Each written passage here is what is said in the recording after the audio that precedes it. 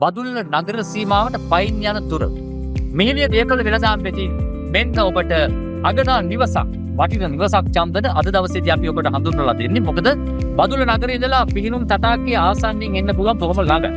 ඒත් එක්ක මෙතන අපි ඔබට පුත්තියපොළ පාරෙන් ඇවිල්ලත් ඔබට එන්න බොහොම ළඟයි. පර්චස් 12ක තියෙන මේ නිවස තමයි නිවසක් විදිහට පාවිච්චි කරන්න පුළුවන්. එහෙම නැත්නම් ව්‍යාපාරික කටයුතු, එහෙම නැත්නම් ටීවී ඒත් එක්ක වාහන රිපෙයාර් කරන තැනක් වුණත් කරගන්න පුළුවන්. ඉතින් ඒ වගේ සුපිරි තැනක් තමයි අද අපි ඔයාලා වෙනුවෙන් මේ හංවැල්ල ප්‍රදේශයෙන් අරගෙන ඇවිල්ලා තියෙන්නේ. ඒ ගැන කතා කරමු. මාළද දවසකට බදුළු ප්‍රදේශයට ලොකු පිරිසක් එනවා මේ ඉඩම් නිවාස හොයාගෙන.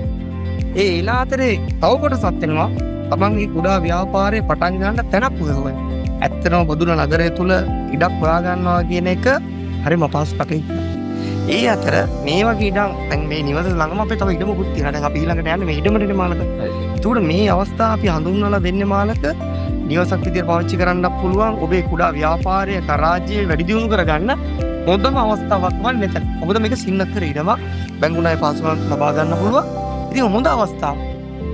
ඉතින් මේ අවස්ථාව ලබා දෙන මේ නිවස ඔබේ කරගන්න පුළුවන්. ඒත් එක්ක මේ ආසන්න නිමිති තිනවා තවත් ඉඩමක්. එතනටත් ගිහිල්ලා ඒ ගැනත් අපි ඔයාලත් එක්ක කතා කරමු. හංවැල්ල ප්‍රදේශයේ පර්චස් 12ක නිවසක් ඉඩමක නිර්මාණය කරපු නිවසක් ගැන අපි ඔබට පෙන්වුවා.